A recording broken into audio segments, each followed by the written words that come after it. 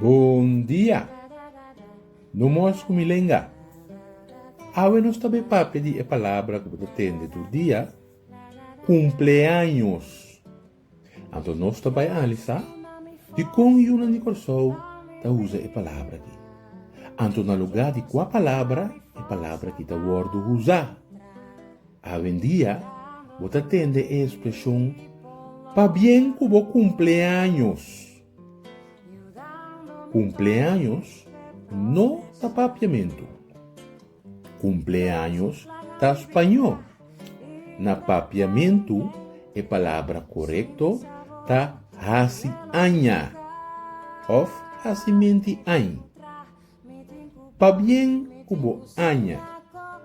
Pa bien kubo hasimenti añ. Awe ela hasi aña.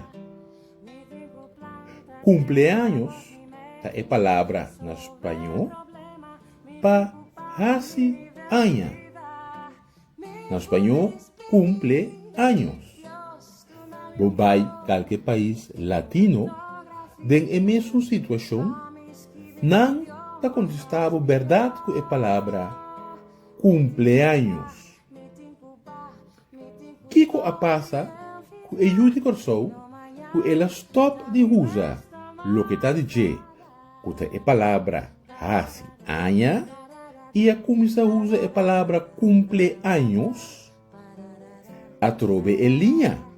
Uta corre no qual uta wordo papia hoje em dia. Uta lego mais a palavra papiamento e também usa isso no espanhol, maneira espanhol lo tapa da papiamento.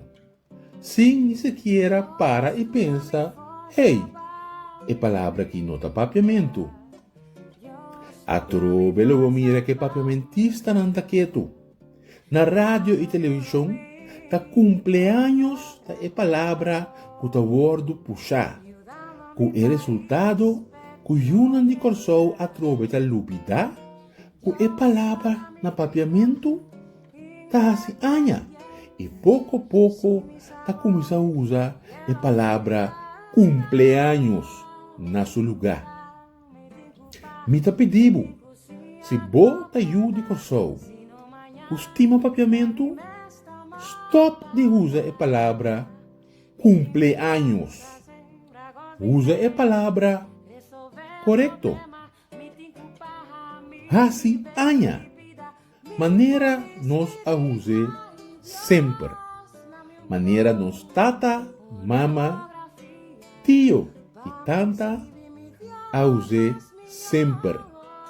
Hasi aña.